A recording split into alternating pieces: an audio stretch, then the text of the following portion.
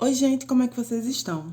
Hoje eu queria conversar um pouquinho com vocês sobre a minha jornada, né, desde 2016 até aqui desenhando, assim como trazer alguns pontos que eu aprendi que me ajudaram a melhorar, né, as minhas habilidades artísticas, assim como pontos que eu percebi, né, fazendo esse desenho que eu ainda tenho muito que melhorar.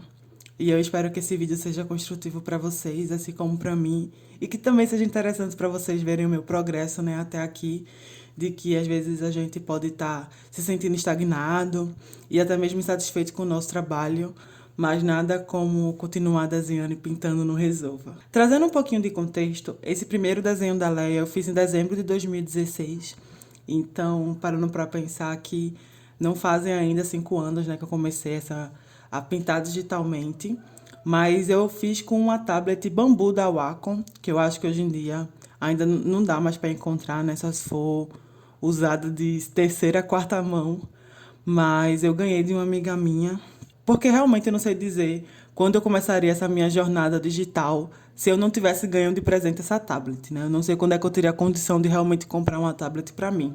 E aí eu lembro de chegar em casa, baixar o Photoshop e ficar pensando qual seria meu primeiro desenho. E tinha sido logo na época que a Carrie Fisher tinha morrido. E eu achei que seria uma boa homenagem, né, fazer esse desenho dela para poder também postar nas redes sociais, que eu já estava postando alguns dos meus desenhos no meu perfil pessoal. E eu lembro de ter postado toda empolgada e feliz com o resultado. Apesar de saber, né, de que não tava esses desenhos maravilhosos, super parecido com ela, eu estava muito feliz e empolgada pelo fato de estar começando a desenhar digitalmente, né? É até engraçado parar para perceber o quanto essa versão de hoje tá bem mais estilizado, bem mais cartoon e simplificado, mas tá 1000 vezes mais parecido de fato com a Princesa Leia do que o primeiro desenho, que eu acabei indo para um negócio um pouco mais realista, né, apesar de ainda ter line art. Depois disso eu continuei pintando, é claro, e tentando melhorar, sendo que eu não pratiquei tanto quanto eu deveria, né, ou quanto gostaria. Eu sei que muitas vezes, né, o medo e a ansiedade acabam me bloqueando muito de conseguir parar para praticar e não me importar com os desenhos não saírem tão bons quanto eu queria. É uma coisa que eu tô lutando muito contra, né, esse ano. E eu acho que eu tenho feito algum progresso. Mas, enfim. Parando para comparar agora essas duas versões, 2016 e 2021, dá para trazer alguns pontos aqui essenciais, né, para a melhora no nosso traço e no nosso desenho no geral. E o primeiro, sem dúvida, é claro, o mais clichê, praticar, mas também, somado a isso, a observação. Eu, infelizmente, não tenho tanta prática assim, né? Tantos estudos na arte digital como eu deveria e gostaria. Eu acho que dá para contar numa mão os desenhos que eu fiz, por exemplo, o ano passado, sendo que mesmo assim dá para notar uma melhora, né, no meu traço e no meu estilo de desenhar, na minha técnica de pintura, justamente por causa da minha percepção, né, como artista, minha observação no mundo ao meu redor, tentar conceber as texturas, a perspectiva, como as coisas funcionam, como a luz funciona. E, claro, também perceber e analisar, ter um olhar analítico, né, nas obras dos outros artistas também.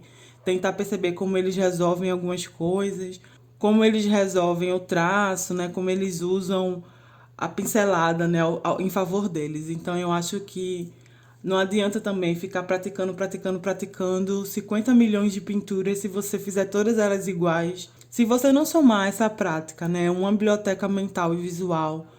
Então, é importante esse equilíbrio, né, entre a prática e a observação também. Porque a sua percepção e a sua visão do mundo como artista sempre tem que estar um passo à frente da capacidade, né, da sua mão, né, sua capacidade muscular. Então, muitas vezes é por isso que às vezes a gente acaba ficando muito frustrado, porque a gente já sabe os erros que comete, já sabe por que a arte não tá como você gostaria, você só não sabe ainda como trazer isso para a realidade da sua pintura, mas eu acho que essa ponte de distância entre uma coisa e outra é o que faz o artista continuar evoluindo, né, cada vez mais e buscando evolução, porque senão ele vai acabar se contentando e ficando estagnado. Outro ponto que eu queria trazer para vocês é a gente ter mais paciência com a fase do sketch, né? No primeiro desenho de 2016, eu basicamente não tentei muita coisa, só fiz uma line art rápida e já fui logo Pulando para a parte da pintura, claro, né, a ansiedade de querer terminar seu primeiro desenho, sendo que esse é um problema de não só esse desenho, como muitos outros. Até hoje eu faço isso. Eu fico achando que vou resolver um problema ainda na fase da pintura, sendo que vai tomar muito mais do meu tempo, algo que eu resolveria facilmente se eu tivesse tido mais paciência em resolver na fase do sketch, sabe? A questão de posicionamento, de shape, de perspectiva e tudo mais. Então, assim, acho que vale a pena gastar um tempinho a mais na fase do sketch para resolver bem o seu desenho e depois com a pintura só realmente vir finalizar, quase só colorir o desenho, que foi basicamente o que eu fiz aqui. Eu não tive que resolver quase nada em relação à estrutura do desenho, né, na fase da pintura. Por mais que pareça um pouco perda de tempo e a gente fique muito ansiosa e começar a pintar, eu acho que vale a pena aí desenvolver essa paciência, né?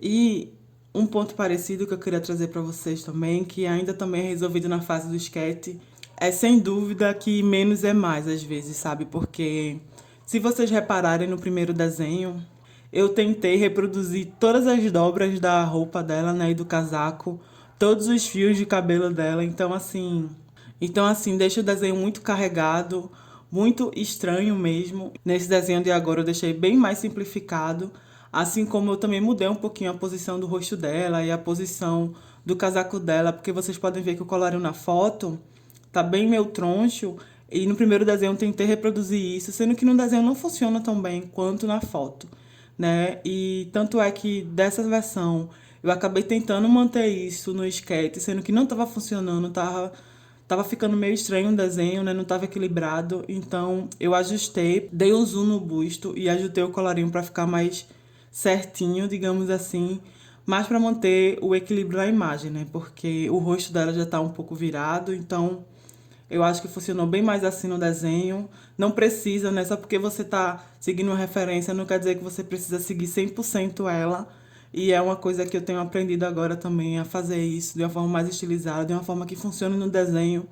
Porque nem sempre o que funciona numa foto vai funcionar no desenho, né? Tem coisas que vai precisar ser exagerado e tem coisas que vai precisar ser menos exagerado para manter, né, o equilíbrio do desenho. Outro ponto, né, e muito importante é a gente focar no todo do desenho, porque na primeira versão de 2016 eu ia lá e focava só no cabelo, depois focava só no rosto, depois focava só na roupa.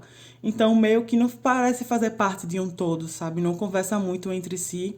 Cada um eu detalhei muito e meio que fica uma parte brigando com a outra. Então, assim, nesse desenho de agora, eu realmente tentei dar foco principalmente ao rosto dela, né? A expressão do rosto dela. E praticamente não detalhei muito a roupa. E eu acho que funcionou muito melhor. Outra questão que também é importante, né, dentro desse ponto de pensar na ilustração como um todo, sem dúvidas é a escolha de cor. Não é tipo você acabar escolhendo uma cor para o cabelo, uma cor para a pele, outra cor para a roupa, sem prestar atenção se eles estão conversando entre si, né? Se realmente parece que eles estão fazendo parte do mesmo desenho, do mesmo mundo, né? Não são cores isoladas, são cores que têm que funcionar uma próxima da outra.